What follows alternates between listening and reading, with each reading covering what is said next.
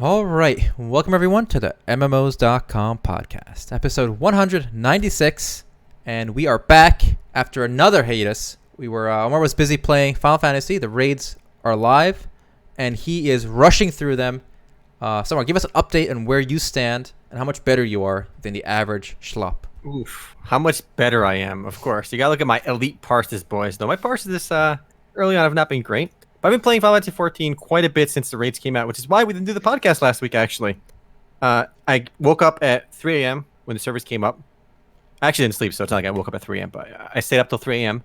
and I did the raids right away, immediately in pugs. I had a couple friends join me, and we cleared the first raid on the first night, and then I went to sleep. And the next day, I was in the grind zone, all right? So I played like 14 hours in a row, and I couldn't clear the second fight with pugs on the second day. I cleared on the third day. So finished on the third day, but there's one frustrating thing about pugging in 14, which kind of applies to, it's like a disadvantage to pugging, is when people join your party, they claim that they know what the fuck they're doing, and they have no idea what they're doing. Like, this tank joins our party, right? I make a clear party saying only join if you've been to raids like multiple times and you get there easily, right? So know what you're doing in this fight before you join. And we're all on Discord together, right? Randos. And we get halfway in the fight, right? We're like 60% in the fight, and he goes, all right, guys, I'm not going to bullshit you. I have no idea what happens next. First time I'm here. Wait, are you serious? Mid-fight, he's actually explaining like, what's going to happen next. So we try doing it mid-fight, and we get like to 70% of the fight, and then we wipe. And then thinking, fuck, it's like 1 a.m., right? So if we leave, it might be hard to get out of the tank. Now I got to weigh whether I kick this guy or keep him. So we keep him for a bit longer. It was a mistake. He fucks up a lot of things. Like, people shouldn't be joining parties if they don't know what they're doing. It's just very frustrating when people lie to join a party. Well, I always do that. Why would you not lie? Because you're just an asshole then. Because, like, there's one mechanic at the end of Eden 2. It's called, Quentis or something. I just call it Coitus, but obviously it's not called that. It's some weird word. Okay, anyway. It's the last minute, like the last minute and a half of the fight, 2 minutes of the fight. So it's like, after like 10 minutes, you get to the last phase, right? And that last phase isn't really that hard, but it involves a series of like 3 mechanics. People join the party. If one healer messes that up, it's pretty easy to wipe in a pug. Everyone's going to die. There's no chance of clearing if like one healer dies. There's 2 healers. And we had this one healer literally wiping like 85% of the time on that one mechanic. We have to constantly slog through a 10-minute fight to get to that last part. Just kick him if you don't like it. We really should at that point. Okay, if you are the one putting this term, right, this restriction, right? Like, okay, you know what you're doing. It's up to you to quiz the guy to make sure. You quiz him. He says he knows what he's doing. But no, you know, ask him what happens. He'll say I lagged or I misclicked over there. No. Before the fight begins, okay. So what happens at 50%? No, nobody's gonna know the answer. A lot of people play by reaction too, so you can't be like, what happens 50%. Well, if you're the one putting these terms on, it's on you. So I don't think anything's wrong with someone trying to sneak in. I have kicked many people for underperformance, as a lot of people do. Good. But remember, once you get to the end, once you're there at the end, though, everyone can make mistakes. So like he'll say the first time he wipes it, he'll be like, oh, misclick or something, right? Whatever. And the second time he does it correctly, but then maybe somebody else messes up, right? And the third time he messes up again. He'll mess up 80% of the time, and 20% of the time he'll get it correctly. And honestly, after 2 mistakes, you probably should just kick them. But it's just very frustrating to deal with. But that's the only reason it took me like an extra day to clear the second fight in Final Fantasy XIV, the current raid tiers. And then I cleared the third fight, I think, 2 days ago. So I'm caught up to everything but the last fight in 14 right now. So I've been no-lifing it, playing 14 hours a day. But what's remarkable is, like, at this age, I'm 29, I'm not that old, right? At this age, once I play 14 hours straight of doing the same thing, my head actually starts hurting. I'll tell you, has that ever happened to you? I mean, yes, but I don't know if it's the game or just, I don't know. Probably water, lack of water.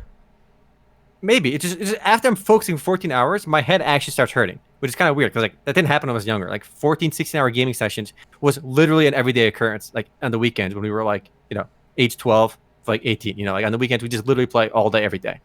But now, I get this like throbbing headache. It's dehydration. Omar, okay, 12-hour shift. I got a little spoiler here. Omar is not good with his hydration. He does not drink enough water. Maybe. So here's what you do, Omar. Get one of those like 12 packs of water and leave it in your room. So like you don't even have to go outside. You just grab it, under your desk. I think that'll help a lot. Maybe. I really should, because after it only starts kicking in after like 12 hours. But again, it's probably because I don't drink enough because I don't really think about it. Yeah. Yep. So that was my experience for this last week playing a lot of Final Fantasy XIV. I'm looking forward to clearing. I'll probably try clearing the 4th fight this week. So I cleared 3 fights in the first week, which is definitely not bad for a pug. I did most of them by myself, and I'll aim to clear this last fight this week sometime. So that's been my week playing lots of Final Fantasy XIV. What about y'all? What have you been up to this week? Not much. Just hitting the gym, trying to lose the weight. Look at this normie hitting the gym. I haven't lost 1 pound yet though, sadly, because every time I go to the gym, I reward myself, by eating dessert. So kind of a wash on that one. I'm actually opposite. I've lost weight rating in Final Fantasy XIV for the last 4 or 5 days. You probably forget to eat.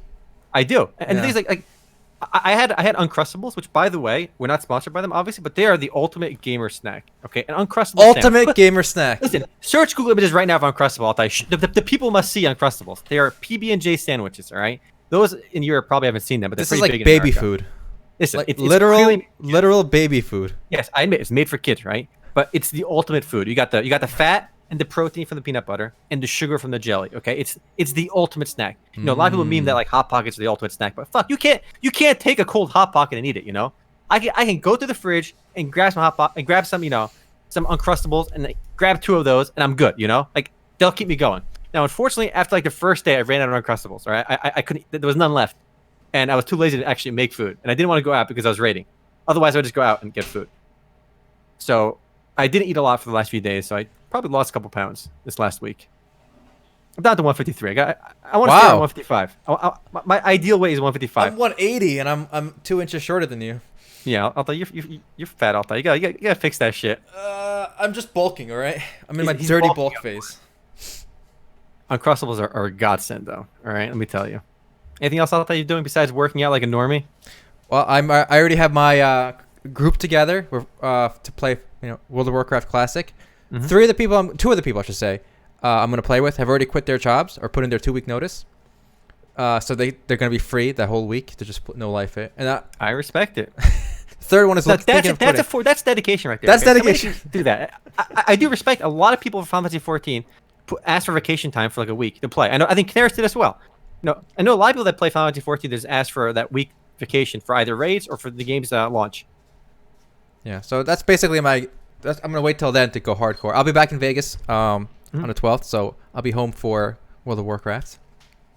Gaming wise, though, nothing really has been catching my attention. I'll play a round or 2 with the Dota Underlord or something, but it's not. I'm not crazy about anything right now. I'm just waiting for WoW Classic. Well, talk about WoW verse 14 actually. It's worth mentioning actually. Square Enix reported their earnings today for their company-wide earnings, how much money they made and whatnot. There's some interesting data in here, plus some anecdotal evidence I can share with my experience with Final Fantasy 14. I've actually been asking every one of my pub groups out of curiosity, like, hey, is this your first time? Is it the first raid tier for 14? Like, are you new to the game? Is it the first time you're actually raiding in 14? And surprisingly, like every single one of my groups, my pub groups, had multiple people that never raided before, meaning they're new players to the game. It's the first time they're actually playing Final Fantasy 14. So, and I asked them, like, where are you from? What game you come from? And they're all coming from WoW. Wow. A lot of people are playing moved from World of Warcraft to Final Fantasy 14. And I'm seeing it in my everyday experience playing 14. Just more and more people are brand new to the raiding scene from World of Warcraft. So I thought it was pretty cool, this earnings report, because one of the biggest drivers of profit for Square Enix this last quarter was their digital MMO entertainment segment, which of course includes 14, Dragon Quest X, and Final Fantasy XI. And they made 8.8 billion in top line revenues in yen, of course, and about half of that in profit, which is remarkable because the profit margin for a lot of these games is nowhere near 50%. But for MMOs, apparently MMOs are very profitable. The monthly subs are very reliable, consistent cash flow for these companies. And I wanted to guesstimate approximately how many users that the game, how many subscribers Final Fantasy 14 has based on this data. And obviously, it's not an exact science. And I think there was an official number, something over 1 million a while ago. And based on this number, I calculated that there are about 1.1 million subscribers. And the data I used was, I assumed 75% of the revenue figure was from Final Fantasy 14. Now, they do publish Dragon Quest X, and they do publish Final Fantasy XI. Now, both games are much smaller now than they were in the past. So I think 75% is a fair estimate over there. And then I assumed 75% of revenues were derived from subscription revenues, with the other 25% being microtransactions. Now, the cash shop in 14 makes money, but I don't think they account for more than 25% of their revenues, only because it's not well integrated into the game itself. And assuming those numbers are correct, with an average subscription price of $14 a month, It has about 1.1 million subscribers, and this is pre-Shadowbringers launch, and I think a likely conservative figure. I think once we get the official Shadowbringers data, then we'll be even higher. Yeah. So again, they actually overall though, I think Square Enix did a lot better than I expected at least. Mm-hmm. I think their revenue was up. What do you say? Except you have it here. Let's see. You can see it in the charts. Up, Yeah. I think it's the MMO revenue is like near all-time high, and their subscriptions were all-time high, and that was before the launch of Shadowbringers. And interestingly enough, we talk a lot about mobile games, and obviously mobile games for Square Enix, they do have a lot of mobile games in the world, right?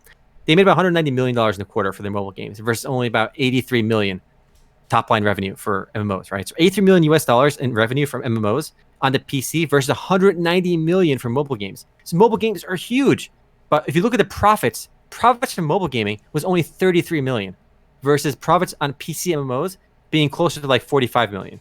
So the revenue, it's about 50% revenue is profit on PC MMOs versus mobile games numbers is like 20%.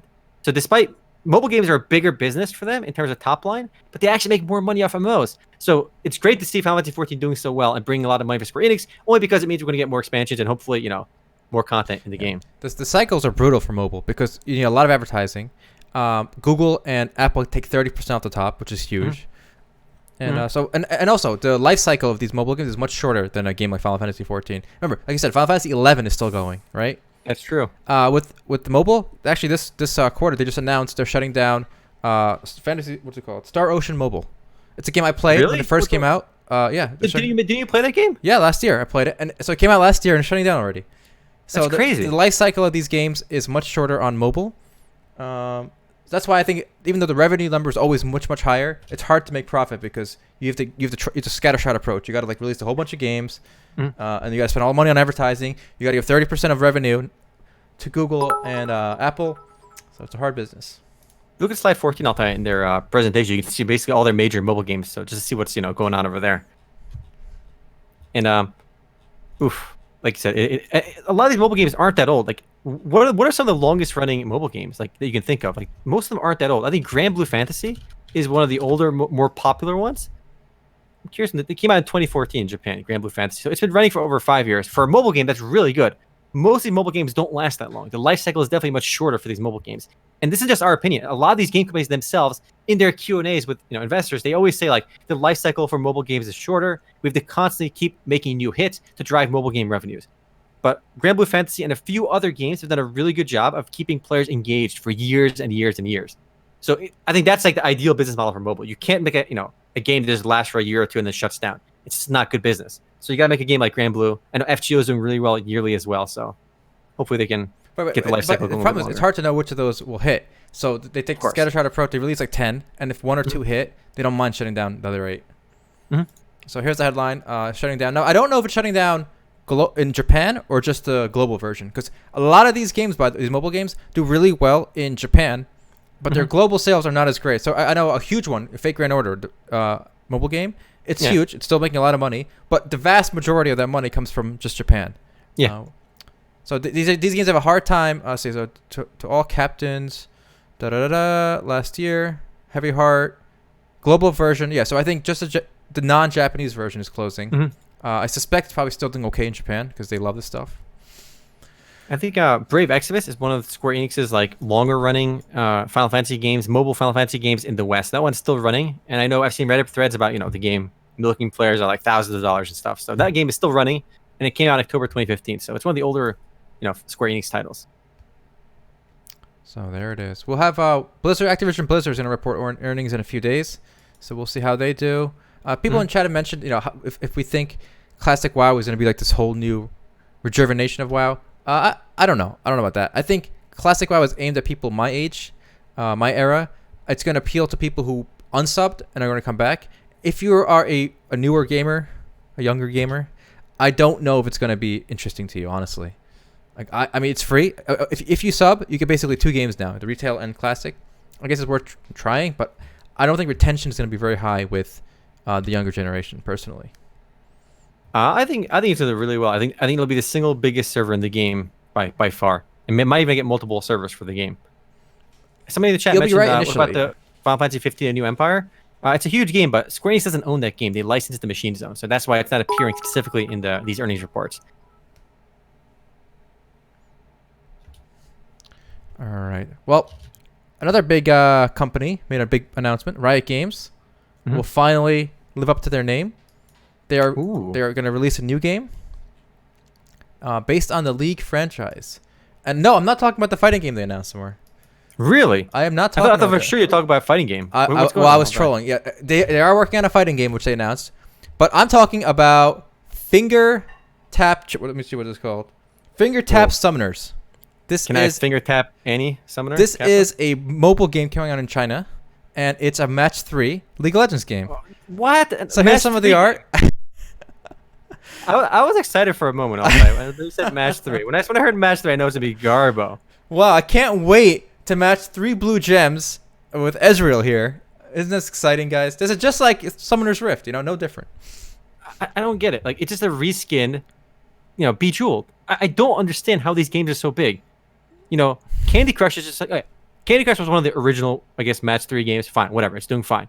But what's remarkable is there are so many other match 3 games. They're all the same nonsense, and people play them. Like, there's some RPG elements going on here too, so it might be a bit more like Puzzle and Dragon, which again is a match 3 game with some RPG elements thrown in. Look at these masteries. It's a match 3 game. Oh man, I can't wait to do my masteries for the Wuju Bladesman. Ooh, Master Yi, boys. It's like Chibi Master Yi. It's just weird, man. I hate seeing all these match 3 games. Like, what's remarkable is actually there's a Turkish game studio. So for a moment, Altai, we got to be proud of our Turkish heritage. All right. So look at this game, Altai. This company called Toy Blast. All right, maybe we can show off some sick gameplay. Go on YouTube and search some Toy Blast gameplay. Oh man, I could just imagine what this is gonna be like. The gameplay. So Toy Blast publisher Peak Games has over $1 billion in lifetime spending. So this is a Turkish game studio. Clearly one of the most successful mobile game studios in the world, generating over $1 billion in revenues through Toy Blast and a few of the other, innovative games. Yeah. So this is a nice chunk of change right here. Like this kind of game. So this is exactly match 3. You just click on the pieces next to each other. They're like the same color and they blow up. Like this kind of casual game. There's so many games like this. I don't understand how they're so popular. I think like little kids, like 8-year-olds are playing this. I don't know. We saw an ad for this. Like they paid the actor who plays Deadpool to like talk about how great this game is. But like in the pre-movie ads that we saw before. Wasn't it Toon Blast? I keep thinking it's Toon Blast. It might be Toon Blast. I mean, they have a few other games too, Yeah, Ryan Reynolds was advertising this game, and he was paid to advertise this. Oh my god, there are videos of people playing this for hours. Yeah, it's insane. I don't understand. Like even Candy Crush, I don't really understand how they're so successful. It's just bizarre that. And at the end of the day, poor Bejeweled, whoever made the match 3 genre, first, they got shafted. They didn't make all that money, and somebody just copied the gameplay, and then they made all the money. Yeah, so it was Toon Blast with Ryan Reynolds. I got it right. I remember this. You got it right. Good for you. So here's the ad. I wonder if this is going to copyright strike us. Oof, they might. Watch out. Look at that beautiful Ryan Reynolds actor. I bet he got paid a lot of money for this. Yeah, definitely. All right, we'll close that. All right. I do want to say one more quick little story in Final Fantasy XIV. In between raids, sometimes I do run my casinos always. I have another riveting Final Fantasy XIV casino story for you guys. For you guys that don't know, I do run an in-game casino. Players bet money. They can win or lose based on what their roll is on /random between 1 and 1,000. I obviously have a house edge. So one guy started playing with me all night, right? And he lost like 10 million gil. Next day he came back and lost another 5 million gil. So I made like 50 million gil off him, which is like probably worth like $50 IRL, right? In USD terms or something. And he asked me to actually ban him from my casino. So he actually, a lot of real casinos have like this policy where you can self-exclude yourself from the casino. Like if you sign up, and if you sign up for this at the real casino, they'll ban you from the casino. Meaning if you win, they won't pay you. So it's a way for gambling addicts to exclude themselves from gambling. And this guy told me, like, listen, I have a gambling problem. Like, no joke. After he lost his money, he told me this, right? He told me, I've lost like thousands of dollars at a real casino. I'm like, dude, that sucks. Like, what do you want from me? Can I have a refund? Obviously, no, I'm not giving you a refund. But, like, can I have a refund? Yeah, like, I don't give a fuck. You lost money. Ask me to try that one in the real casino. Yeah, right? That's a good strat. I have a gambling problem. Can I get my money back, please? No, shut the fuck up, right? But he told me he has a gambling problem. I said, okay, he's like, can you ban me from your casino? Like, I said, yeah, fine. No problem, dude. If you can't control yourself, here on out, I will not be taking any more of your bets, all right? This is irrevocable. He said, yeah, fine. So whatever. But what's remarkable is like the first day he lost 10 million to me, like after that, I was raiding a lot, so I wasn't like advertising my casino in my main spot, right? So he messages me after he sees me again the next day, like, dude, I couldn't find you yesterday. So like I played this other guy's casino and I lost 100 million. I'm like, oh shit. Oh no, you lost. I should have been there. 100 million is way more money. So he's gambling much bigger the next day, right? He only lost 10 million to me. And then we lost 5 million to me like right after that. I'm like, I'm wondering, he lost 100 million the other day. He only lost 5 million more today. What's going on? And I asked him like, hey, what's up? He's like, oh, I'm down to my last 500,000. It's like he's broke. He literally lost all his money. So what I'm thinking, like, if I wasn't there, like he ended up playing a different casino, which is a much worse house edge. My house edge in my casino is 12.9%. So I make on average 12.9% of everyone's bet in profit. He played another casino where it was like 15% house edge. So he should have played my casino. But here on out, I did ban him from playing. So this one individual can no longer participate in my casino. Now, Well, what's also pretty funny is like I told him, like, listen, dude, if you want to gamble, but don't, you have a problem, right? Why don't you just run your own casino? That way you can still do the slash random. There's some excitement with RNG and whatnot, but you make profit. You are the house, right? And he replied back, I can't really do that because I'm kind of slow. I'm like, what? You're slow? But all you're doing is like doubling the bets. It's not like if they give you like 100,000 and they win, you give them 200,000. He's like, no, I'm really slow. I'm like, what do you mean? He's like, oh, I'm actually slow in the head. So once he told me that, I was like, oof. yikes. Yikes, this guy lost 15 million to me and he's admitting to me being slow in the head. I felt kind of bad, But most of the time, no one's complaining, by the way. So it's not like I take advantage of people. I think most of the time people play my casino, they lose 5 million, 10 million. Most people, never complain or fine. And I become friends with my regulars. Most people that lost the most money to me in the game, like I talk to them pretty regularly. So they're very chill people. But I did feel a little bit bad about this guy losing money because he told me he was slow afterwards. And like, Basically, you robbed an artard. That's what you're maybe, saying. but here's the alternative. Like if he doesn't lose money to me, right? He's gonna lose to somebody else. So because of that, I don't really feel bad. In a way, I feel kind of good because like I gave him the best chance to win.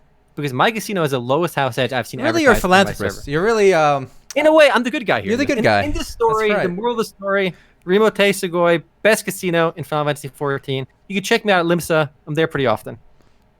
Oh boy. And this kid is a problem with individual freedom. And this is why the CCP in China has the best system in place for the 21st century. So, please pay me, China, for your promotion. There you go.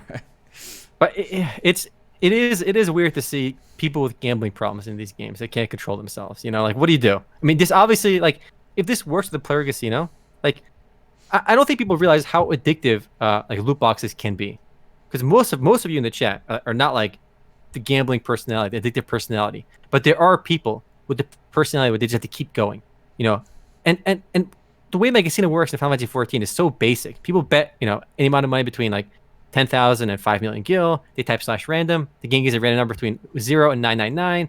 If you roll 590 or higher, you win double your money. 950 or higher, triple your money and whatnot. And it's a very unexciting game. You bet the money, you type slash random, you win or lose. That's it. But the way loot boxes are designed in mobile games, in gacha games, in a lot of titles, right? Loot boxes are designed to be exciting. The box will shake, the colors will fly out, and like this card will turn backwards, glowing in orange, legendary status. Flip over for the legendary card. Like the whole, even opening packs in Hearthstone, like that process of the card opening packs and the glimmer and the glow, it's specifically designed by psychologists to be like addictive, to be very colorful and special.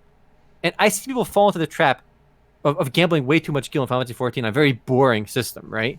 But when you're doing it with real money, trying to get like the waifus in the games you want to play, it's clearly addictive. And there's definitely a problem there. I'm realizing that there's definitely some kind of market failure. Something's going on over there where people are being, the best way to, I don't know the solution. There's a problem there where people with addictive personalities. Gambling is bad. Today we learned. We have gambling regulations in casinos. I don't want to ban loot boxes, all right? I'm a free market guy, all right? I love freedom. But there's something going on with gambling and loot boxes. There's something there. We need a solution that doesn't just ban it. We're looking into it. We got our best guys. Mechanics. Omer and I actually live in Vegas most of the year. And when we first moved, we went to the casinos more often because it was new and glitzy, right? Mm-hmm. And we saw a guy at a craps table betting $200,000 per roll of the dice. Mm-hmm. That's a house. And the place the place we live costs less than that. So this guy was betting a house every roll, and he was playing for like, I don't know, at least like 20, 30 minutes while we were walking around. It's insane. I don't know. It's just insane. For any craps players out there, he was playing, I think, $10,000 in the pass line, $50,000 behind the pass line for 60,000, and he had like $20,000 or something on every single number on the table. So he was betting big. All right, so people, it's a lot of that's a lot of money. Anytime I see people in the casino gambling with huge amounts of money, I'm always curious, like, wow, what does this person do that he has this much money to throw around? You know? What does he do? Who knows? Well, he won't be doing it for long. Let me tell you, he's spending 200,000.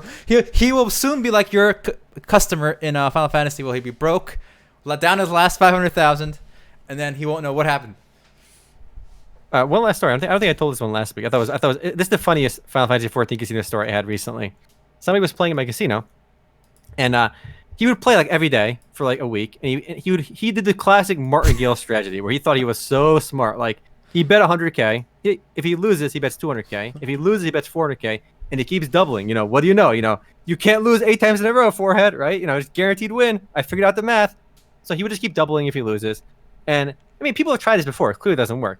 But this guy was so boastful, right? He'd win like every day. He'd win like maybe like $1 million gil on me, and he stopped, right? He would brag like, oh, you know, you should probably stop taking my bets, dude. Like, you're just losing money. I'm like, dude, that's not how it works. Now I have an advantage, you know, but your bet's always welcome. And this guy kept bragging to me that I made $5 million off Remo. You know, it's the freest money in the world. He would just be typing that in like all chat in the game. And I keep reminding this guy, that's not how, you know, you're going to lose money in the long run. That's not how it works. He's like, no, dude, he's like, I got a strategy. I do strategic betting. You know, I manipulate the RNG with my strategic betting. You know, I'm going to win every time. I'm like, all right, you know, feel free to test your theory. And finally, because the way he plays, odds are he's going to win, you know, small amounts of money regularly. But if he loses once, he'll lose big. And the next day, after all this bragging, he loses 65 million. He was up 5 million, and he ended up being down 65 million, which, remember, in US dollar terms is worth about $250. So, rip guy into strategic betting. Didn't work out. A very smart mathematician there.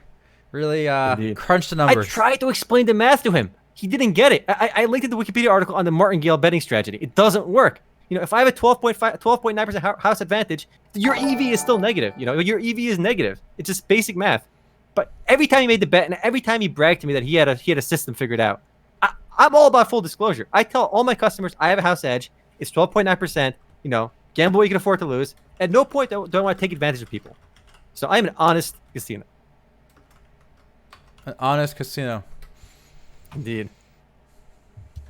You know, it really shocks me that a game that bans people for calling out other players' like damage charts allows gambling. Because a lot of other games do not allow. Like WoW does not allow gambling, but it has built-in damage charts. So it's just weird where the balance is. Now, do you think it being a Japanese company has anything to do with that? Because I feel like gambling is a little more acceptable in Asian countries. I think so. It's not really a moral issue in like gambling is still considered like maybe like negative expected value, but there's no moral dimension to it. I feel like the way there is in the West. You're right. Yeah, it is way more common. So I mentioned in chat, pachinko is a huge part of their culture and whatnot. Gambling has a very negative stigma in America, much more so. You know, it's really because like a sin or something. You know, yeah, kind of like suicide. Like in Asia, if you kill yourself, it's like whatever, you know. But in the West, it's like a moral. You go to hell, you know. I mean, obviously, we say whatever. I mean, it's something, right? But you're just saying it's less of. Well, it's something in the real. It's something like materially, but like they don't think of it as like you're going to be punished for it the way Westerners do. Mm-hmm. Some West. I mean, it must be the reason because they do ban people, like you said, for a lot of small things. Or yeah, they don't always ban you outright. They're gonna punish. They're gonna warn you and then suspend you if you keep doing it, right? I mean, people have been suspended for saying mean things. Essentially, you know, if you harass people, you're very rude in chat. You know, you get reported for stuff like that. I mean, we've looked at the Final Fantasy XIV terms of service and their engagement policy, right? Their user policy, and they say some absurd things. Like one of the most insane things in their usage policies, if you say something like you cannot reject someone's opinion unilaterally, which is the stupidest thing ever. Because I don't know, if somebody tells me they're gonna play healer but they want to tank, I'm gonna be like, no, bro, you're not doing that. It's an awful idea. You know, apparently that's reportable. But what if you gang up? Like if 2 people reject one guy, is that now not unilateral because it's 2 of you? Ooh, you're right. No, I mean it would be both parties engaged, not like 2 people. But they're definitely pretty. You know, you can't do a lot of things, but you're allowed to gamble, which is nice. They should add pachinko machines in Final Fantasy. Do they have those yet? In the Gold Saucer? The Gold Saucers are pachinko. They should. You're right. They really should have. They should put slot machines in the Gold Saucer. They make a lot of money. But the thing is, like, what I don't actually, the Gold Saucer has a lot of like, gambling mechanics. A few gambling mechanics. Like there's a scratch card, right? But like, the scratch card is like it costs you 10 MGP, which is like the alternative currency, right? To play, you can only play it 3 times per day. It's a hugely positive EV. Like you can't lose money. Like it's impossible. Like the lowest payout is like 100. So if you buy it for 10, you get 100 minimum. So it's like free money. There's no actual negative EV games at all in like the gold sauce. It reminds me of like the scratch off in Neopets. It was always worth more than the price you pay for it. Not always, but the EV was positive. I remember you could actually win nothing. No. If you sell the scratch card. Oh yes, you'd sell a scratch card for more rather than scratching. Yeah, rather than scratching it. Actually, Howard mentioned there's an actual casino in GTA 5 now. Oh yeah, I actually think GTA 6 is one of the MMORPGs I'm most excited for, because GTA 5 Online has really been evolving into a pseudo MMO. You know, with this whole role playing thing. And they've constantly upgraded. You know, that game came out for PS3.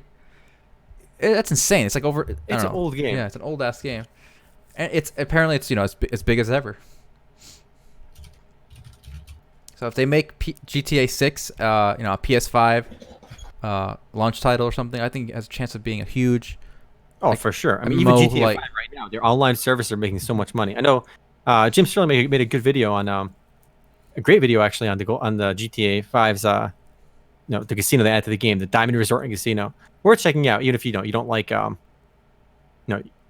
if you don't hear Jim Sterling. There's a good video pointing out, because it is remarkable in the where we live in, with how much scrutiny microtransactions are getting and gambling mechanics and games are getting. It is remarkable to see GTA 5, a premier AAA, one of the biggest games in the world, just literally slap a casino in their game where you can buy chips with real money. I actually don't mind, because one, it's rated M. It's not a kid. It's not for kids. I know kids probably ignore that and play anyway. Yeah. But it's labeled for kids, and it kind of the Diamond Resort kind of fits like the urban modern theme, like. So I actually think it's okay. But if you can buy in-game currency with USDs, there's like an indirect form of gambling. Obviously, you can't cash out. There's no cash out. Yeah. There's no cash out, obviously, right? But that one-way street. Plus, I'm sure you can buy from other people. People there's probably an RMT market for it too. Maybe I gotta look. I don't know how MMO-esque it is. Like, can you give other players like, millions money? Of Probably. I don't know. I don't know. I haven't played it.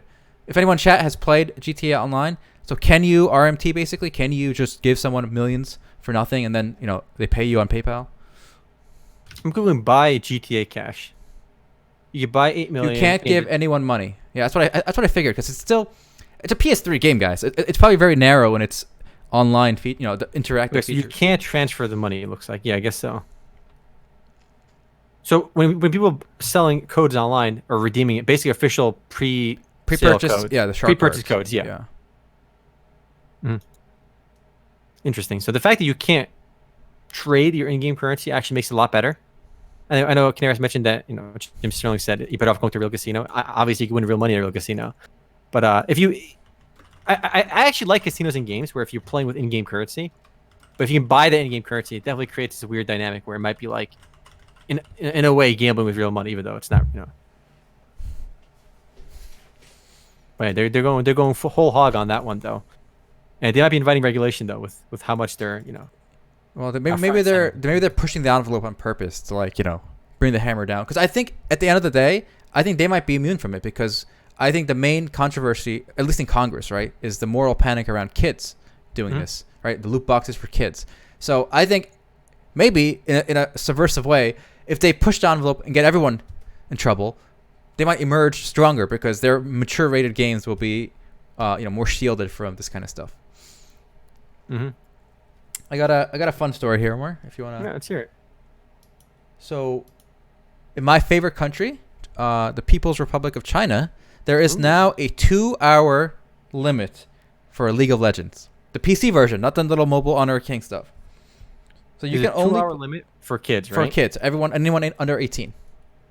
So 2 hours stay. So that basically means you can play 2 rounds a day, right? Each match takes like 30 to 40 minutes. You gotta queue. You gotta pick. Let's say 30. Let's say 35 minutes on average, something like that. But what about queuing, picking characters? Yeah, I'm gonna say probably, because league games never go almost never go like the Dota 2 games where it can take like an hour and a half sometimes. That almost never happens in League. It could happen, very rare. So how many games? So would you say 3 games is fair? Yeah, 4 3 games. Three. Okay. 3 games. Now, okay, 3 games comfortable. You wouldn't want to risk the 4th game, because right. Even if you have 3 quick games, that 4th one might take too long. It's like you type your teammates like, oh shit, guys, I only have like 5 minutes left on my internal clock before I get kicked for the day. Let's finish this game quick. You know what I was thinking? Imagine you look up your enemy's like profile. Like, what's that site called where you can look up people's like locking? There's OPGG, OPGG. locking. There's a lot, So imagine you're playing against people that are in their third game of the day. You could just tell your teammates, okay, guys, just stall. This guy's under 18. If we just stall for 10 minutes, he's out. He's kicked out. He's booted. Easy win then.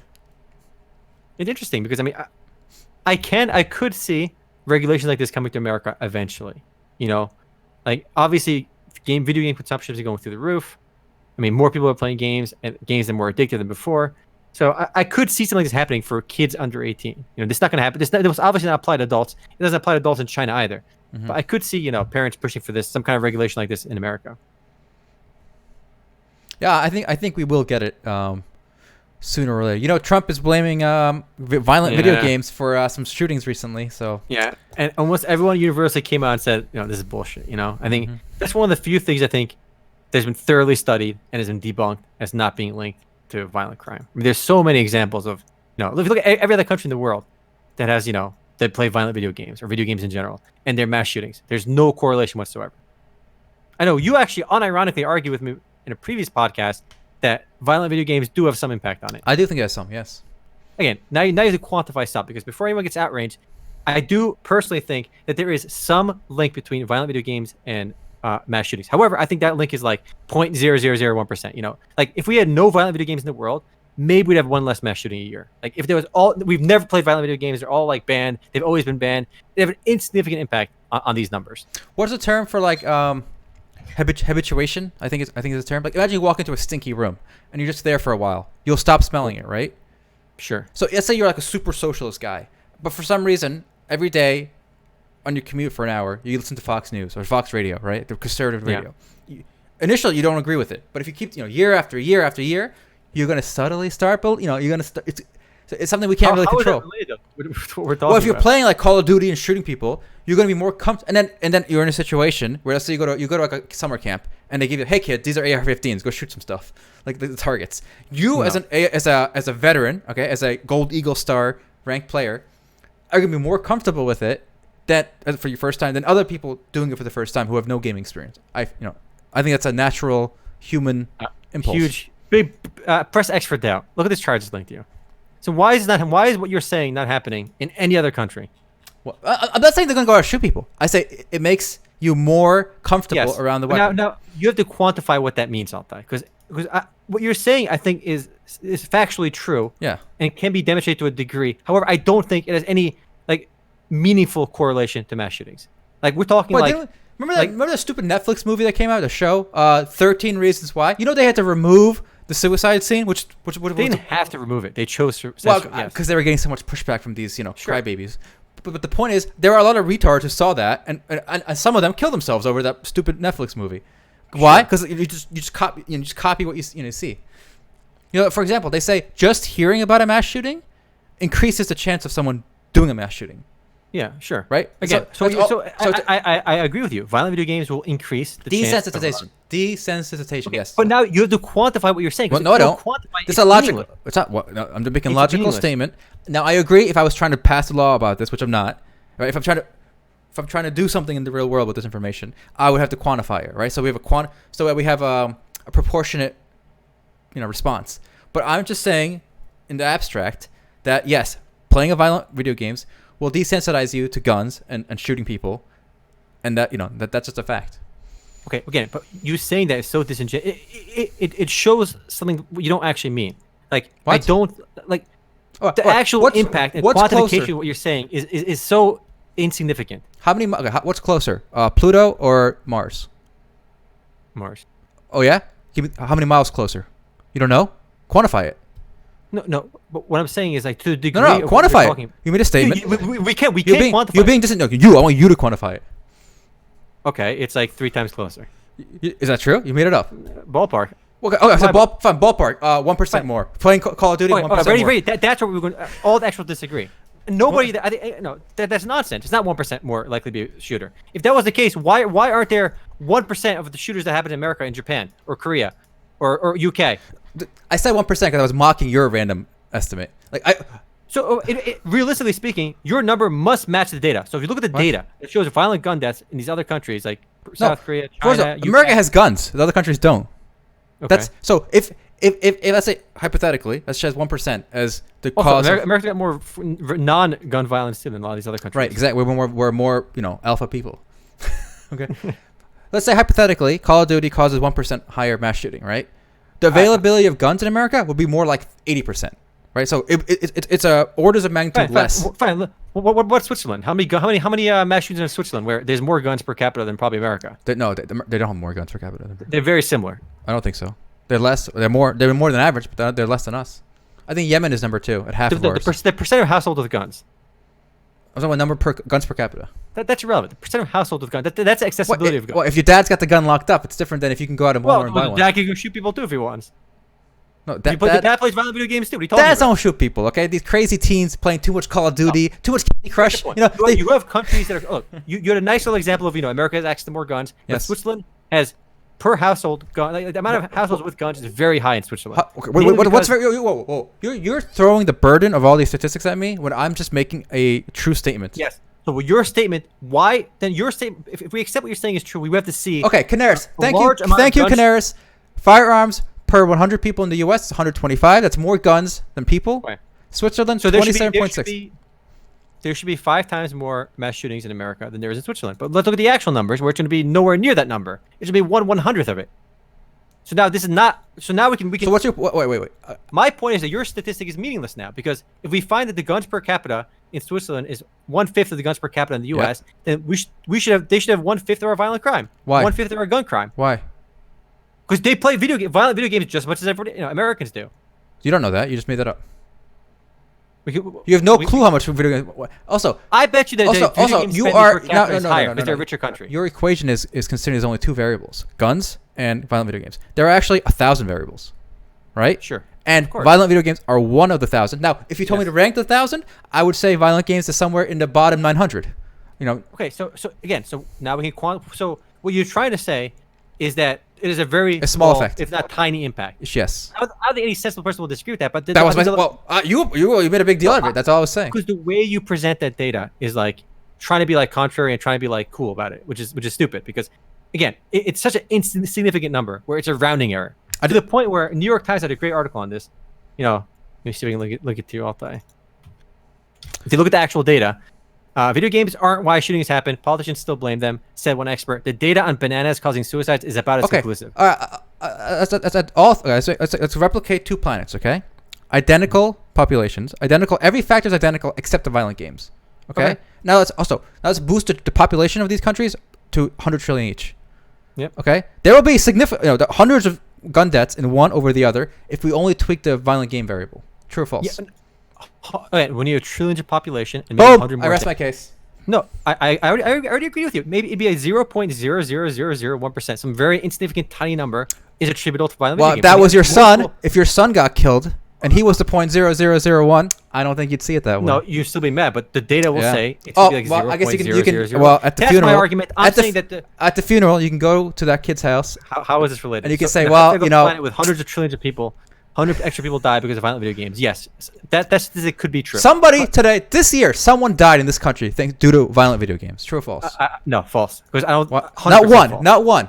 Nope. Not from mass. No, I don't think so. I didn't say mass shootings. I said just in the lifetime of this country, probably at least 1 person died. Yeah, there you go. In the life, not this year. Probably how low the stats. How poor the correlation is. Maybe 1 person died. Yeah, good article on New York Times on this. I think this one of the things has been studied quite a bit, where there's been no causal link. Hold on. First of all, link. You're also assuming that my solution to this is to ban these games, right? Mm-hmm. Which was not my solution. Mm-hmm. I think, for example, China has a good system. Game for peace. It's a PUBG, but when you shoot people, instead of dying and bleeding, they just wave at you and disappear. Yeah, there you go. Isn't so you get the same effects of gameplay, just without the guns. There you go. Also, it should be noted that in countries like Japan, their gaming sector is way less gun heavy with their games, right? The culture in America. What about UK? They play the same games in UK. Well, and look at that chart link, y'all. UK has more killings than Japan. UK has more violence than Japan. Look at yes, I know. Okay, ultimately, culture drives these violence. Culture drives everything. Right. So the culture in America and Western and in UK specifically is more violent in general. Mm-hmm. Anyway, more interestingly, I think besides the gun death statistic on the side, the left side shows video game revenue per person, which I think is amazing. That South Korea per capita revenue is $150. Now, USA is a much richer country than South Korea or China, but the average Chinese person spends more money per person than the average American, and the average American is like 5 times wealthier, 5 times more income than the average, Chinese. So it's amazing how much room there is for monetization. You think the gacha games and the loot boxes are taking it too far in America? Look at China. They're squeezing more dollars from people with less money. It's remarkable how much room there is for monetization increasing in America. Well, I think there is actually it's another culture thing. I don't think Americans are as willing to spend on gacha as Asians. But Americans are willing to spend on something else, and the game companies will figure it out. If not gacha, something else, right? Well, no, because our government could, which is part of our culture, could ban gambling in games before but they they Asians haven't. do. Well, I think they will. If anything, the places like China have taken a greater stand on regulating gaming with how many kids can only play games for 2 hours a day. Gacha games are required to publish their odds.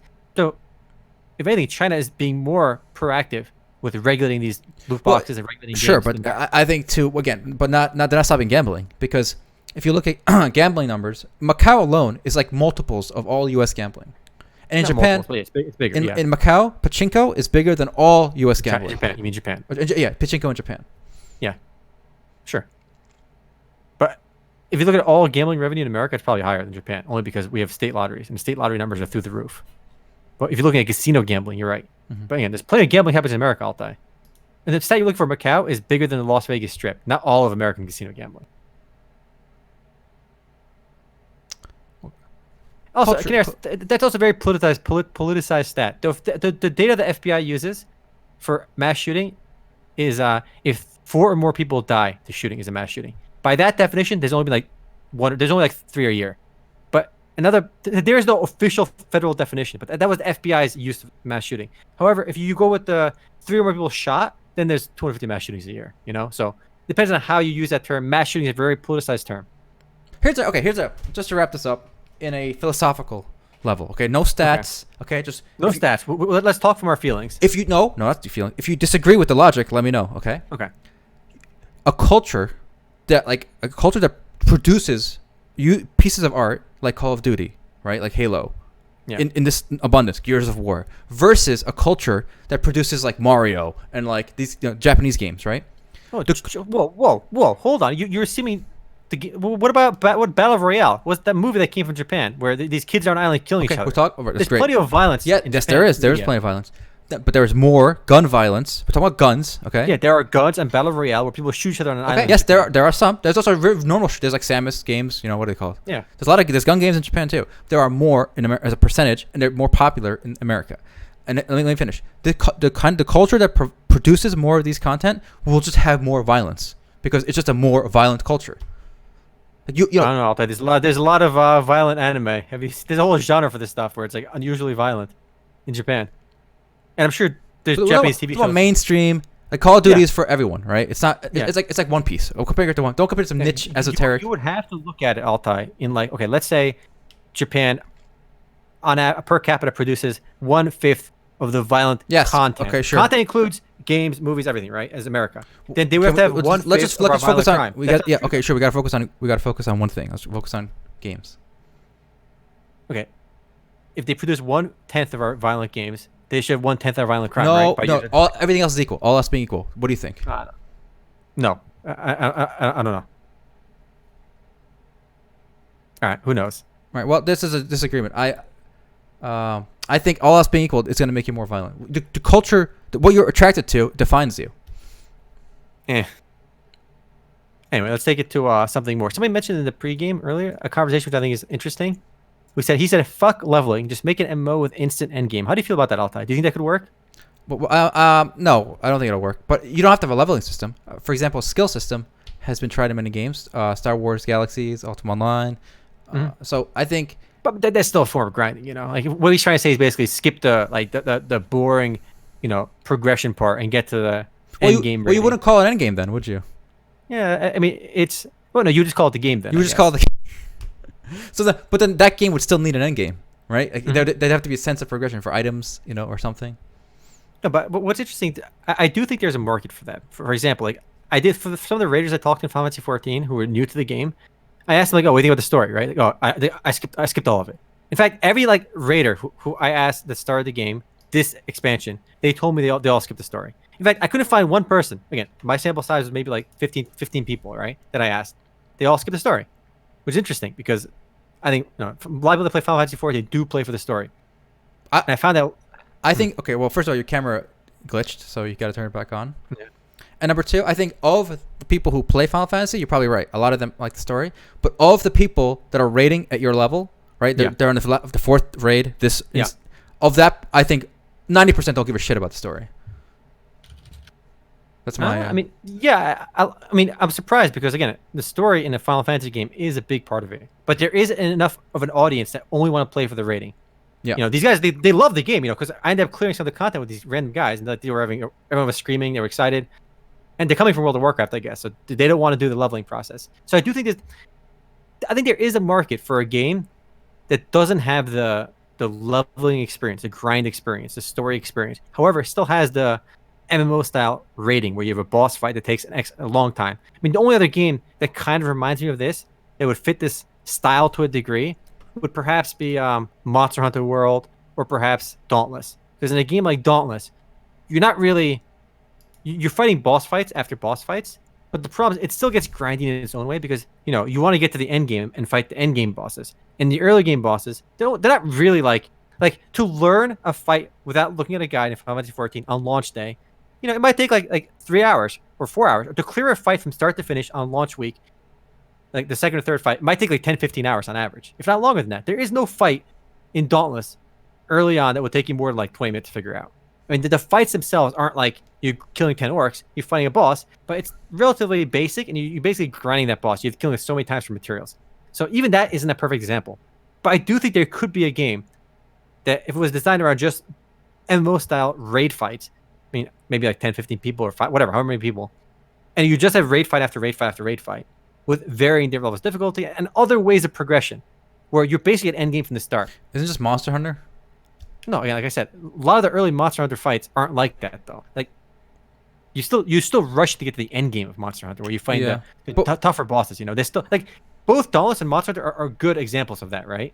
But it's not perfect because you're still fighting crap bosses early on. You want to get to the tough. But you need later. to fight crap bosses to learn the mechanics. How would you? So if you just throw somebody into the last fight in Monster Hunter, or like the last fight in Dark Souls with the rusty dagger, they're just gonna not have fun. They're gonna quit instantly. No, but I don't. MMOs, like for example, when I first started raiding Final Fantasy 14, like I finished all the story, and then when I first got the Savage raids, like it might as well be throwing me to the last boss because I disagree because the game doesn't teach you anything. Well, I mean, at least you get the ability slowly, right? You don't learn your rotation. You don't learn what the markers do. Like I didn't know what any of the markers on my head did. There's like red markers, like AoE markers appear on you. There's a stack marker you gotta go with your group. I know what any of those meant because I never had to. Because if you ignored all the mechanics in 14 while doing dungeons and leveling, it doesn't matter. I didn't know a proper rotation because it didn't matter. I can't comment on Final Fantasy, how well Final Fantasy does with that. That applies to a lot of MMOs. Even a game that does a bad job at it, at least you know what the skills do. You don't know the order you should do them, right? But I feel okay. I'll give an example. So I quit Star Wars, The Old Republic, after like 2 months when it first came out, and I came back when it was free to play. I logged on my max level character. I tried to fight like a random monster, and I died to it because back then at least Star Wars: Old Republic was actually hard, and it had like 50 abilities. Like all my hotbars were full, and I just didn't know what they did. Like, and the icons all looked the same to me, so I just died. Like I just said, forget this. I just closed it. So I think slowly leveling and getting these abilities does give you a learning curve. I mean, there's clearly value there too. I mean, obviously a lot of people do enjoy the process of leveling, and it depends on the game as well. Like the whole journey of leveling and grinding, I think is actually the whole game in a game like MapleStory, right? Like that's the experience is leveling and grinding. It's not if you're leveling. It could be like, okay, you fight a boss, right? And then you lose to it, and then a little pop-up comes up. If you push, arrow key twice, you can dodge. So it slowly teaches you the mechanics. But you can learn those mechanics just throwing yourself as the bosses too. But what I'm trying to say, those boss fights can be the gameplay. But the game would have to teach you. But how would you know? How do you know that up, down, left, right is gonna make your character spin? There's a tutorial on what your buttons do. But let's say there's like 50 different abilities. They're all open to you instantly. A lot of MMOs don't have that much variety. Let's say 20. You have X amount of spells. Let's say 20. Not 50. Sure, 20. Right. So, isn't there some purpose in explaining them to you a little bit at a time. If there was a tutorial Fine, that's over 30 minutes, I'm not going to do it. Difficulty levels fixes this. So like in 14 or in World of Warcraft as well, you have LFR raids. You have normal. No one raids, learns anything in raids. LFR. Exactly, but you learn your abilities, what they do, and you have so much time to dodge telegraphs. The telegraphs are giant, enormous. So you'll have telegraphs in LFR mode or in casual mode, and then you won't have telegraphs in savage mode. I suspect that the vast majority of players need some kind of progression. Now, it doesn't have to be levels. It doesn't have to be skill points. It can be items, abilities. But if you don't give people that, they're not going to learn everything right away. Like they're just going to quit. Now, again, like you said, your there is a huge market for the current MMO market, right? The way MMOs are structured today have their benefits as well. But is there a market for an MMO? No. An MMO-like game? Yeah, like Five Guys. Maybe. But it was interesting to see that a lot of these people, they were just playing for the rating. I'm curious what percent. I mean, obviously, it's still a very small percentage. People that raid in 14 or World of Warcraft, people that actually complete mythic content is such a small percent of the population overall. So probably not a huge market, but I think there's a market, but not a big market. Yeah, I think it's very small. I think we linked. We talked about clear rates before in Final Fantasy XIV. Here's a number. It's worth sharing again, just so people are curious. Because I do think a lot of people that play 14 or World of Warcraft that do mythic rating or savage rating, they kind of they live in their own bubble where they don't realize, like it's not representative of the average player. The average player doesn't do any of the hardcore content. So if you look at the stat over here in EU and NA, this was back when 08S was the latest raid, and it's a pretty good proxy for people that actually do the raids. So in NA, only 2.5% of players actually had the raid mount from the last raid. So about only 2.5% players, and that double counts alts and stuff too. So 2.5% is an accurate percentage of people that actually end up doing savage raids. Now, if you include only the first fight, which is usually easier, in Mythic raiding, for example, doing the first fight what was it, the dungeon you were in, Ulda, whatever, was much low. It was much higher than everything else. So even if you include that, we double these numbers. Only 5 to 6% of players are really doing it, though. In Japan, it's quite a bit higher. But overall, I'm going to say in the NA servers, no more than 5% of people ever even consider doing savage raids. Yeah, so again, I think this kind of proves that the market is just not there for something that's just pure rating. Mm-hmm. The biggest flaw, I think, in MMORPG design has been this idea that you got to make a hardcore style game. And WildStar went in flames with that. Mm-hmm. And so, I really think games like even Crowfall are going to suffer, and even Cal Unchained, because they're aiming for this kind of PvP hardcore aspect that I think the audience is just not there for that. Mm-hmm. Which is unfortunate, because I do love doing the raids in 14. It's when I'm personally most engaged with the game. But I do like the MMO feel of the game. Again, there's something about just being in this world where it's almost like it is kind of a Discord chat room. Like MMOs for the most part are chat rooms. There's a chat room with avatars, and that's your character, right? That extra layer of interaction with other players in the MMO world is fun. I do like that. Like, I do love emoting random people in the game. I mean, first of all, my Lalafell is cute as fuck. That's the main reason. But like, just walking around, equipping my character, trying on different, glams, doing other shit with like friends, and just being in the world is fun. And there's got to be more options there on what to do. They got to greatly expand the Gold Saucer, add more mini games. There's so many other things they can add to the MMO experience that's not related to hardcore rating. While I love hardcore rating and the rating aspect of the game, I do want there to be more in the game. I want more stuff to work towards. And most of my friends, like a lot of casuals in my guild, for example, a lot of them don't raid. They literally just play to collect all the mounts, all the outfits, get all the achievements. There's a lot of stuff you can do in the game besides raiding. Right, but your game wouldn't have those, right? It would just have the raids. Yeah, just raids would be for a hardcore. Again, the market clearly isn't that big. I'm looking at these statistics over here. But it could be interesting because these people, they enjoy it. People that just log into 14 to raid. I'm most engaged when I raid personally, but I still play outside of raiding in the game. How's the camera looking? Is there a reason it's not working? Still broken, boys? Yeah. Oh yeah. Let me open and close it. Right. There it is. There he is. There it is, boys. There it is. It's fixed. We are back. We're back, boys. Exactly. Toe19 makes a good point. I mean, whether it's World of Warcraft, ESO, Guild Wars, and MMOs are really good for just hanging out. In a way, it's a Discord server, but with avatars that you care about. Like your avatar in Discord doesn't really matter. There's no personal connection to you, but your character in MMO has this connection to you, the player, and it's different.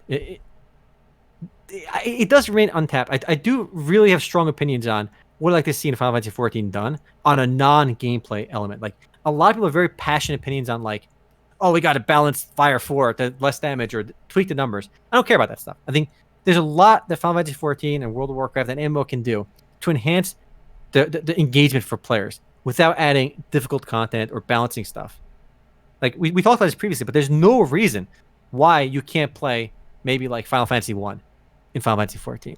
Have a little arcade machine that you can buy in the cash shop maybe for $5 that you put it in your house. Anyone that's that is a member of your guild or has access to your house can just sit there and play Final Fantasy 1 inside a little terminal in Final Fantasy 14.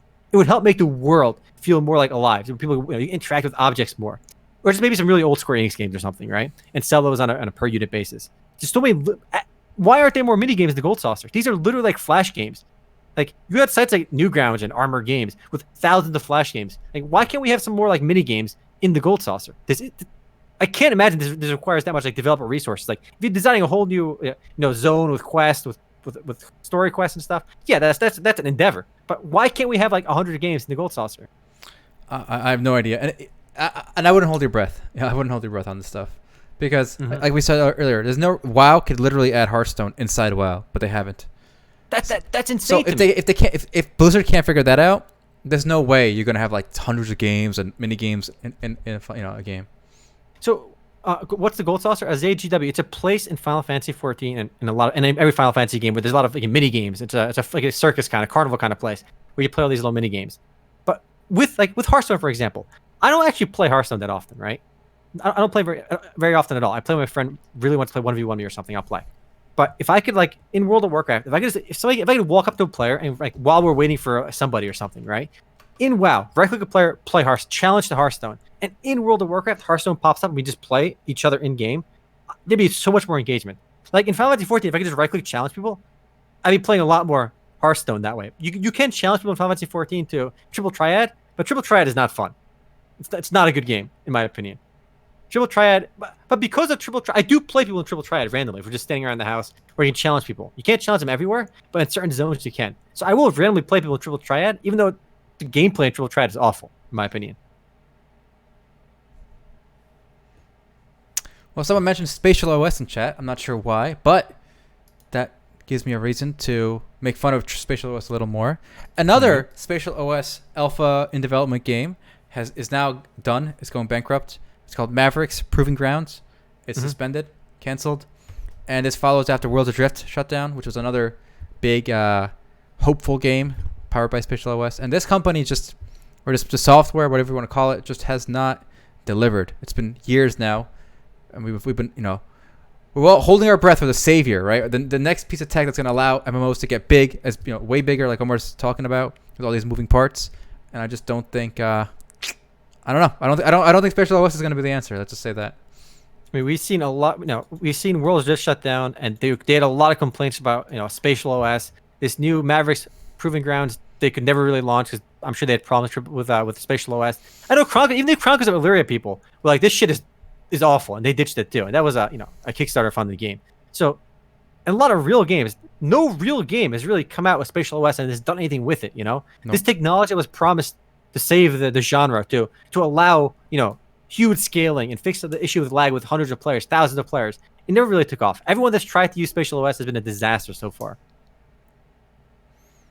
So yeah, and a little fun tidbit. I think I mentioned it in the pregame.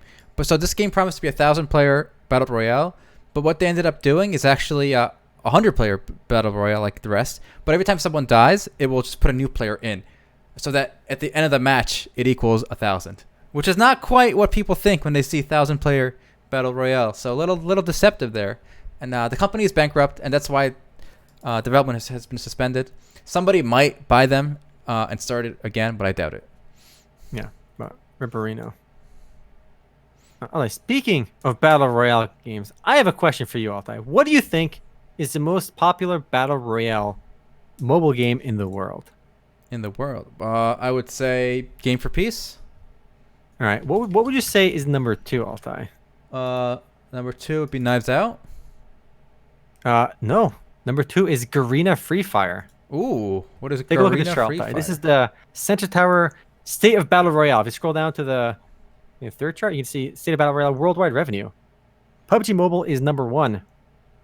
And number 2 looks to be Garena Free Fire, Knives Out, followed by Fortnite and Rules of Survival. These are the Battle Royale mobile games taking over the world.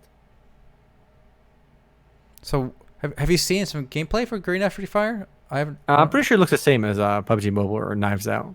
Actually, I'm pretty sure I thought it was like the same thing as Knives Out. Garena Free Fire. Let's see. Let's go to the old YouTube. We got something on MMOs.com for it, huh? You played it? No. Oh.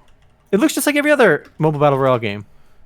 Isn't that great? Oh, here we go. Garena Free Fire Android gameplay. Let's see. Oh, you just paired. Yeah, it does look the same. It's the same jazz. But what's remarkable, Altai, Garena Free Fire is making $150 million every quarter. Garena Free Fire, guys, makes twice as much money as every Square Enix MMO combined in a quarter. Is that something? Garena Free Fire. I bet a lot of you guys haven't even heard of Garena Free Fire. Maybe they should add this to the gold saucer. There you go. Then they can make some real money. So these games are huge. I mean, the Fortnite numbers are pretty low because it doesn't count Google Play revenue because it's not on the Google Play Store. It only counts iOS revenue. I don't know. I am very saddened that MMOs have not reached their potential, and it just seems like very stupid reasons why. Again, I like new content, I like new quests, I like new story stuff, I like new glamours, but it feels like so many games are ignoring ways they can increase engagement. Like I don't understand why you can't play Hearthstone in World of Warcraft. Why not? I think here's a hot take. Let's see what you think. It's insane. We're not going to get any progress in MMOs until things like Google Stadia become the mainstream. Actually, that is a good point. Because one problem for implementing Hearthstone in World of Warcraft would be you have to install both games. Mm-hmm. But then again, Hearthstone is only a couple GBs or whatever. It should come included with your World of Warcraft. Most people have so much storage nowadays anyway. So I don't know. I don't think it's Stadia related. I think it is because once you have streaming, you don't have to worry about cheaters, data miners. You don't have to worry about that stuff is not system requirements. What's holding them back. You don't have to worry about latency differences because the server could just balance it out. So everyone has like 100 or something, or 120, whatever. Yeah. Again, yes, that would fix those issues, but those issues aren't what's stopping WoW from adding Hearthstone in the game. I think. Well, think of it this way: how much trouble did PUBG and Fortnite have when they first launched? Only a couple of years ago, keeping 100 players on the map. Yeah, a lot. I know. A lot, right? So for an MMORPG to kind of have the scale that we dreamed of, 20 years ago, 15 years ago, with thousands of players running around, which is what SpatialOS is trying to do. I think you really need something like Google's data center, just streaming content to everyone, rather than running it locally. That would help with like loading times, for example. Like if you want to play, if they had that system, you could instantly play, Hearthstone. No, forget load times. Hearthstone takes a while. Imagine 1,000 people on the Fortnite map. You could do that with Stadia right away. Right? In Derpy 07, even if that was the case, yeah, remember it's a private match 1v1. It's like challenger friend mode. It would not be ranked. It would be just the normal mode. In Hearthstone today, you can challenge your friends. It doesn't really count for your ranking, So imagine they just did that, where every match that counts where you right-click challenge people in the game, you're playing them one-on-one. It's a non-ranked game. Hey, thank you for the Twitch Prime, Denjo12. Much love. 5 months in a row. So Canaris, yeah. I know that's a common complaint. You don't own the games. But remember, I'm talking about MMORPGs only here. So forget like your, Call of Duty game or you don't own World of Warcraft or Final Fantasy XIV anymore. If Final Fantasy shuts down, I guarantee you ain't going to keep your single player copy, okay? Because there is no single player copy. Yeah. It's insane to me that MMOs forget full potential, guys. Obviously, full dive VR, that's like the full potential, right? When I say it just seems like they haven't really scratched the surface in what they can offer.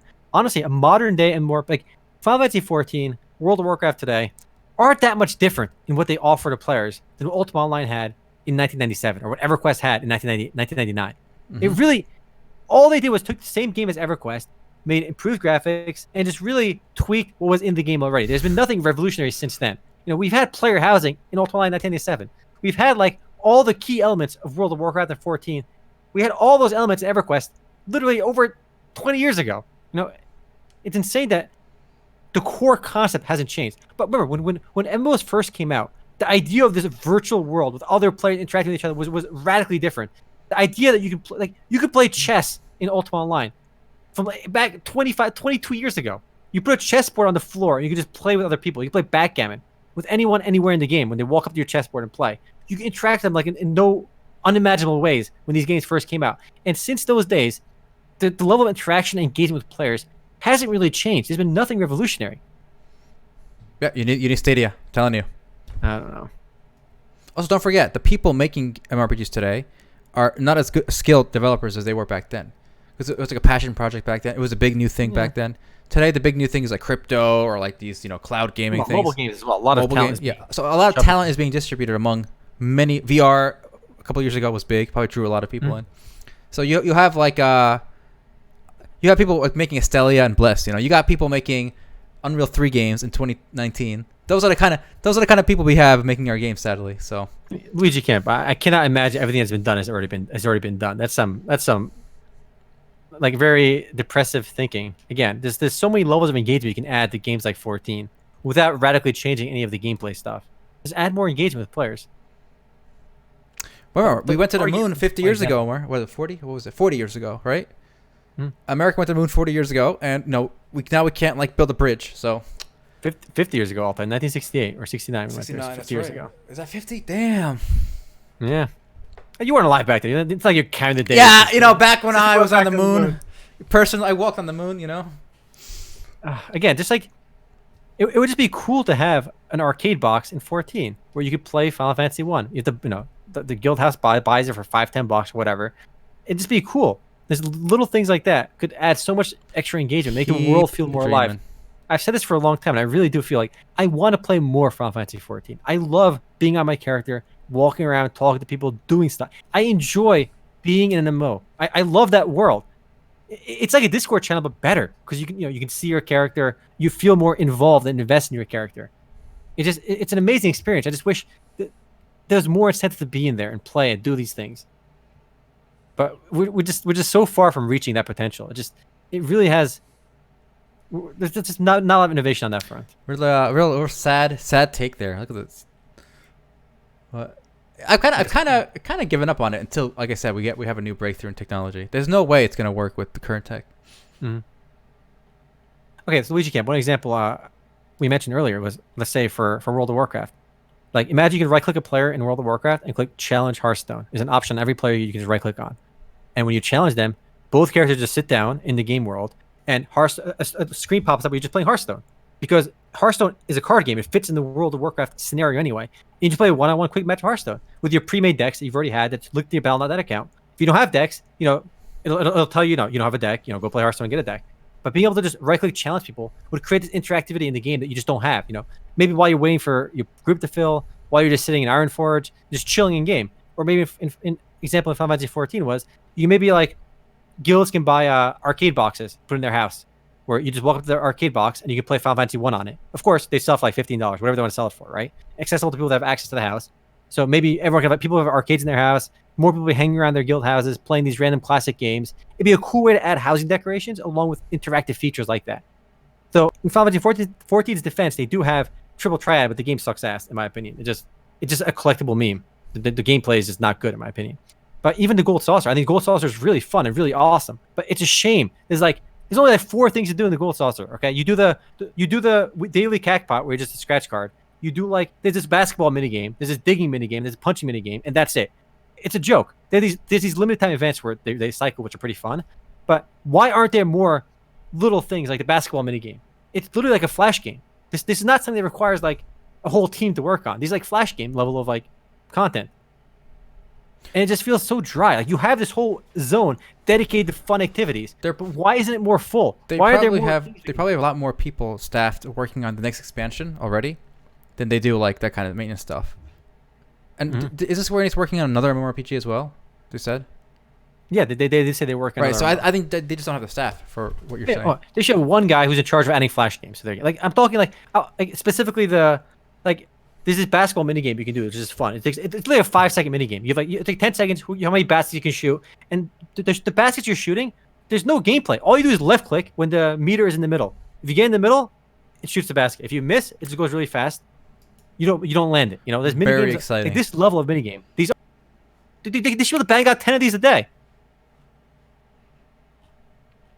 I mean, I do it. Mahjong is a nice touch.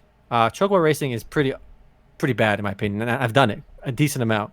But they do have a few over the years. They've slowly added more things there. But why can't we have more little things like the basketball mini games, more things like that, where you can just make it feel like an arcade, make it feel the whole place is supposed to be an amusement park, and they just don't take advantage of it. Womp womp. I do like the jump quests they've added in the game. The jump challenges in a lot of places in 14. Like little things like that are really good. Those jump challenges they give people something to just do while they're bored. Maybe I did like the big fan of jump quests in MapleStory in 14. Guild Wars 2 has them and stuff too. Yeah, why don't you go outside? Why go exactly, Messi? Exactly. All right. Well, I want to talk about something else, a little more lighthearted, a little all right, less depressing than you complaining about the lack of content in the Gold Saucer. Okay. So it seems like there's a study on what the most toxic game was, and I'm not surprised to hear that it is Dota 2. League of Legends, Dota 2. Dota 2 takes the Alright. cake. I'm not Because surprised. it's got voice chat. That's why. It's definitely more Yep. toxic, and they don't ban for toxicity. There you go. Dota 2, badge of honor, most toxic game. It's official, boys. The science backs it up. There you go. I believe it. I played Dota 2. Very toxic game. Way more toxic. Like, it's remarkable, actually, because in League, people do feed games in League. It's obvious. It happens. People get mad, right? But in Dota 2, it's such a common place to be like, okay, fuck this. I'm running down middle. And people just run down middle and feed. This happens in Dota way more often than in League. But I feel like the numbers are actually better than I expected in terms of so only 38% of female players believe they've experienced harassment because of their gender. 35% LGBTQ plus players. 31 for blacks, 24 for Latin, and 19 for Jewish and Muslim. I thought it'd be like 80% for all of them. Okay. Yeah, I mean, who are they asking? Really? If you play any of these games, if you play 10 games of Dota 2 or League, 100% you've experienced harassment. Come on. You could literally not say a word and play okay, and you'll get harassed in 1 out of 10 games. These numbers are definitely on the low side. Well, to answer ZGW, to answer your question, back when I played Dota a lot, which was like 3 years ago, you basically couldn't get banned. So I mean, there were games where I would just run down middle too, and then I never got banned. So they didn't care. So maybe that's why. I know in League they're much more anal. Like you can get banned. Someone reports you for that shit. I got a bit of a controversy. Not really a controversy, but something that's struck me as a bit odd. Have you heard about this, Altai? Which one? Let me see. So a Fire Emblem voice actor dropped for abusive behavior. Nintendo recast the male version of one of the Three Houses protagonists, Byleth. Have you heard about this? I've heard about it, but I didn't read it. So do you have any details? I read the headline, right? I'm like, okay. I read the headline as well. Maybe this guy, he raped somebody, right? Okay, that's fucked up. You do shit like that. Obviously, they should recast you. Maybe you killed somebody, did something awful. But did you read the source material for this guy's allegations? No. What did he do? It is the biggest joke. Read this.